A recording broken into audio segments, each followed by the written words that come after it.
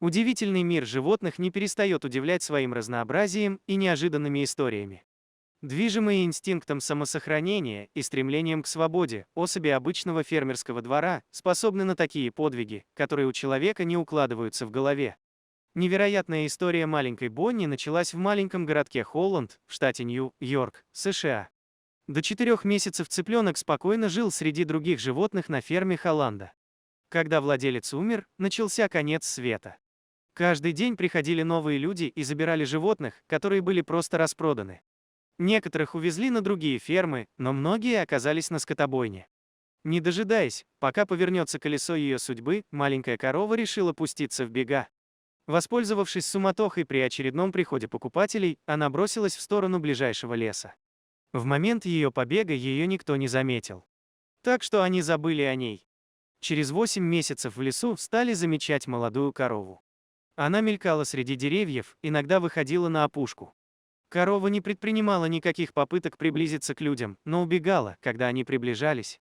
Местные жители задавались вопросом, как фермерскому животному удается выживать в лесу, которое не привыкло самостоятельно добывать корм в дикой природе. Все объяснялось фотоловушками, разбросанными в лесах по соседству. Оказалось, что малыш был не один. Ей каким-то образом удалось привязаться к стаду оленей, которые фактически приняли ее за свою. Именно они научили молодую корову добывать траву в лесу и избегать опасностей.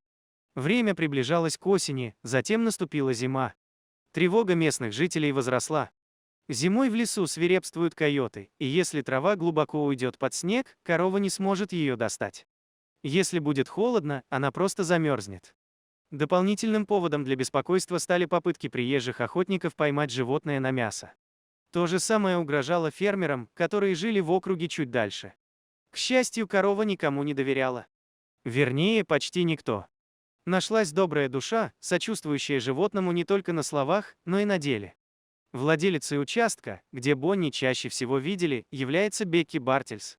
Каждое утро, к 6:30 утра, она приносила сено в лес и раскладывала его на кормушке, стоявшей рядом с ее участком. Она назвала свою рыжеволосую любимицу корова «Олень». Именно она позвонила в организацию по защите сельскохозяйственных животных Farm Sanctuary. Представители дважды приезжали с фургоном в попытке отвезти корову на ферму, приют, но им это не удалось. Только с помощью Бекки им удалось заманить животное в фургон. Корова в сонном состоянии пережила поездку на расстояние 177 километров в Уоткинс, Глен. Там ее ждали 110 гектаров свободы, теплые стада, устроенные для животных, достаточное количество еды и пресной воды. На момент приезда Бонни они уже жили здесь: спасенная коза, курица без крыльев, 3 другие коровы и 6-месячный теленок Александр. Бонни особенно подружилась с последним. Директор фермерского заповедника Сьюзи Костон была поражена, узнав историю маленькой рыжей коровы. «Это один случай на миллион», — сказала женщина, когда травоядное животное с фермы выживает в дикой природе.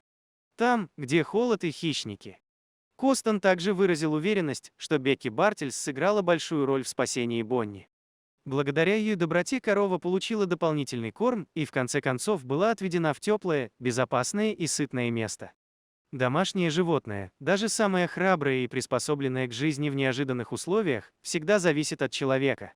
В большинстве ситуаций от этого будет зависеть не только комфортное существование, но и жизнь самого питомца.